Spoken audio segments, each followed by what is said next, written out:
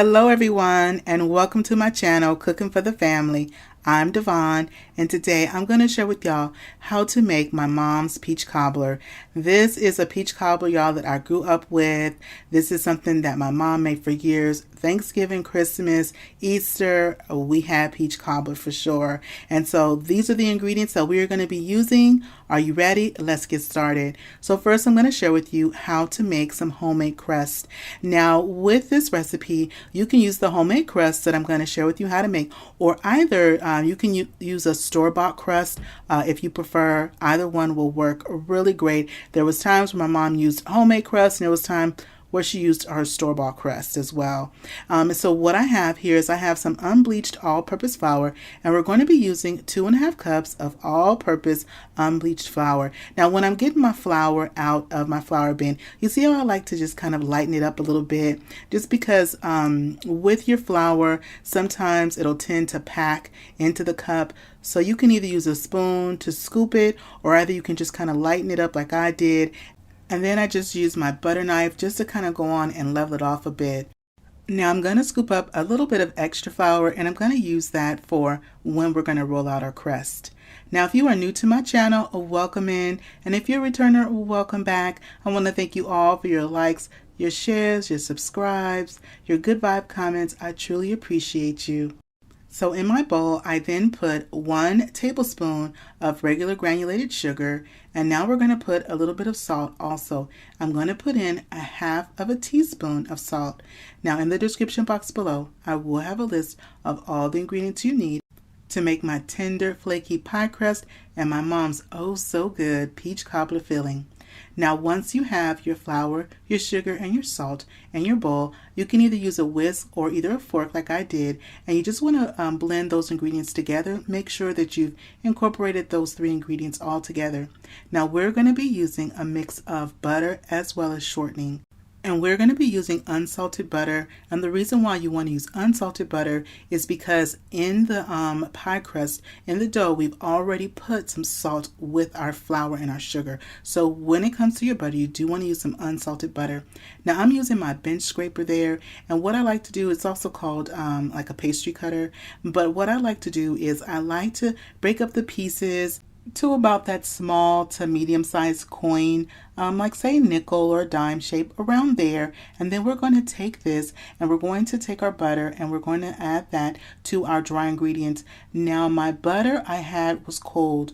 I had it in the refrigerator, and you do want to start off with cold butter. Also with my shortening, I also took my shortening, and I'm using vegetable shortening. I took my shortening and that was also in the refrigerator as well. We're also going to be using 1/2 cup. So that was 1/2 cup, which is 1 stick of butter. And then we also are using 1/2 cup as well of the shortening. I do the same thing with the cold shortening, and then I add that to the bowl. Now when it comes to making crust, you want to follow a few key tips that help you to make really great crust. One is you do want to start off with those cold ingredients of the butter and the shortening. The other thing is that you do want to work quickly. Something else is that you see how I am pressing, and I'm just pressing that flour into the butter, and the butter into the flour is what I'm just pressing. And because you want to get to this mealy consistency, this mealy texture of your butter and your shortening, I like to use the butter and the shortening together. The reason being is the butter is going to give me that nice flavor, and the shortening is going to give me that extra flakiness and that extra tenderness when it comes to your crust. Now when you know that your flour and butter and shortening are well incorporated, when you squeeze it, you see what happens? It should hold together like that. Now to our bowl, we're going to do the next step, and that is going to be to add some ice cold water. You're going to need about 6 to 8 tablespoons of ice cold water. And so I just start off with just a few tablespoons at first. And with your water, you do want to add it just a little bit at a time. You don't want to put all 6 tablespoons or 8 tablespoons at once. You want to build to that point because you may just need 5 or 6. You may end up using, 7 or 8. So you just start off with a little bit at a time. So once I have, and I've put in a few, then I like to use my spatula that I have. And so I put in a few tablespoons, and then you see what I'm doing with the spatula. I just go around the bowl, and you see how I'm pressing. What I'm doing is I'm pressing that dough together now, and we want to bring it together to make a nice cohesive ball that's going to end up pulling away from our bowl. I'm going to add 1 more tablespoon of water, and this is going to be my 6th tablespoon of water that I added. I'm going to continue to use my spatula, move around my dough, fold it from the bottom to the top, just like that. And then what you want to do is once your dough is looking like this, then you want to go on and switch from your spatula to your hand. And you're going to be using your hand to finish bringing your dough together. This is going to allow you to really press really good with your dough. Now, as your dough starts to pull away and it really starts to come away from the bowl and it's starting to gather in the center, that is what you want. You want to roll it around onto itself. And now you can go on and take your dough out your bowl and put it on the surface that you're going to use to roll your dough out. I'm using my silicone mat, but you can use your countertop. You can use a large cutting board or whatever you have available to roll your dough out. Now, once I've pulled all my dough together and it's in a nice ball, I'm going to cut off about 1/3 of the dough, and I'm going to set that aside because that is going to be the lattice top that we're going to be using for our peach cobbler. Now, the rest of the dough we're going to be rolling out to fit our 13 by 9 pan, and this is what we're going to be making our peach cobbler in. It's going to be in a 13 by 9 pan, and the sides are about 2 inches, 2.5 inches high.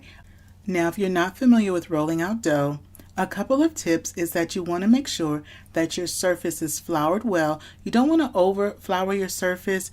You just want it to be floured enough so that way your dough won't stick to your surface. That's also why I like to use the silicone pad. It really helps to lift the dough up when I need to lift it up. Something else when it comes to making pie crust is that your pie crust should not be sticky. Your biscuit dough, some of your bread doughs can be sticky, but not your pie crust. If your pie crust is sticky, that means that you've added too much water to your dough, and you want to go in and compensate that by adding a few more teaspoons, not tablespoons, but teaspoons of flour, just enough so that way your dough is not sticky anymore. Now, once I have my dough rolled out, what I do is I just kind of measure it against my 13 by 9 pan, and now I like to go on and flip it. Now, if you're not using a silicone mat like I am, or parchment paper to roll out your dough, you would roll your dough onto your rolling pin, and then you would gently unroll it over the 13 by 9 pan, and so that way it's going to be nestled. And so with my silicone mat though, I gently pull it up so that way, as you see, your dough will end up draped over your pan. Then I gently just lift my dough so that way the dough starts to settle against the sides of your pan. And when I'm doing this, I'm using gentle pressure to make sure that the dough just kind of like stays to the side of the pan as well as in the corner, because when we put our peach cobbler filling in our pan, we don't want to have anywhere where the filling is going to get underneath the pie crust and in between the pie crust and the pan, because then it's going to burn.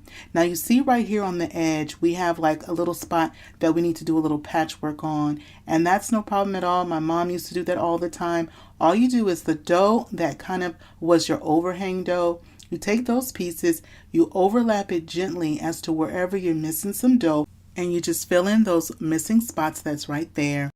Now with any rest of the overhang dough that I have left, what we're going to do with this dough here is we're going to put that aside, and we're going to add that to that third of dough that we had set aside earlier. So this is what our pan is looking like. Our pie crust is all around the sides. So what I like to do is I like to set it in the refrigerator for about 10 or 15 minutes just to let the pie crust just kind of firm up a bit. So our pie crust has been in the refrigerator for about 15 minutes now. We're going to go ahead and start on our peach cobbler filling. We're going to be using 3 of the 15-ounce cans of sliced peaches and heavy syrup. What you do is you want to drain off of the syrup and then add those peaches to our pie crust. Now it seemed like we used to get a lot more peaches in our 3 cans, but what you can do is you can add a 4th can of peaches, but not the syrup, because we only want the syrup from 3 15-ounce cans, or either you can do a 29-ounce can and then 1 15-ounce can, and that would give you the same approximate ratio of the heavy syrup that you're going to need for your peach cobbler filling. In the description box below, I will have that information as well for that adjustment if you'd like it. So to our heavy syrup, I added 1 cup of regular granulated sugar, and you want to go on and whisk that until the sugar dissolves in the syrup. Then we're going to add some spices. We're going to be adding some cinnamon, and we're going to use ground cinnamon, and we're going to be adding 1 teaspoon of ground cinnamon. Then we're going to add some nutmeg, and we're going to put in 1/4 of a teaspoon of nutmeg, and then we're also going to put in some vanilla, and we're going to be putting in 1/4 of a teaspoon of vanilla. Be sure that with the vanilla you do want to shake your vanilla, because sometimes vanilla can tend to settle, and so I always like to shake mine. Then we're going to put in some cornstarch.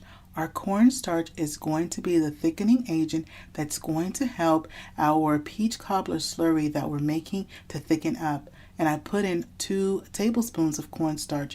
Also, off camera, I put in a pinch of table salt. You do want to put 1 pinch of table salt into our peach slurry mixture.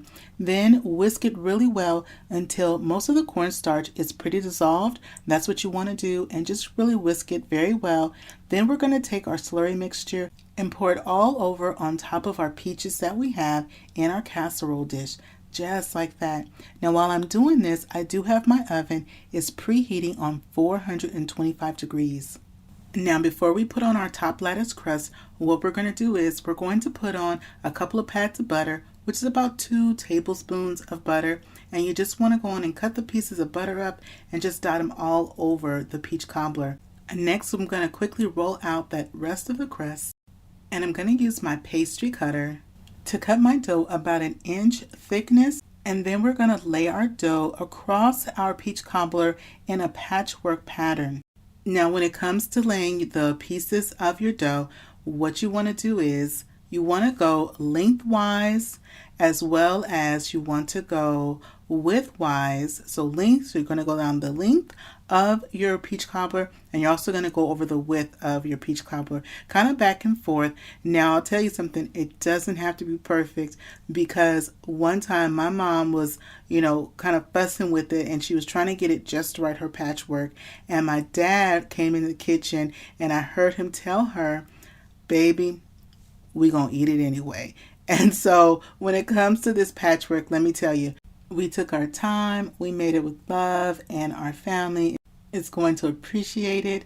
And so if your lattice pattern is not perfect, it's still going to be great. So now once we have all of our strips of our dough on top of our peach cobbler, we're going to go on and put it in the oven. And we're going to bake our peach cobbler at 425 for 40 to 50 minutes, or until the top is nice and golden brown and the bottom crust is also done.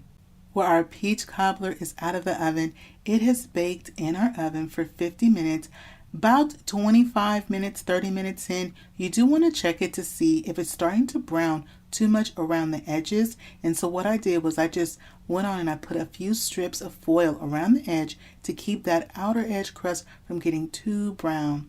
And so it's looking good, but it is smoldering hot. So what we're going to do is we're going to just let this sit for a moment and cool off. Well, our peach cobbler has been sitting for about 30 minutes now. We've let it cool off, and also while it cools off, the juice from our peach cobbler will also thicken up a little bit more as well.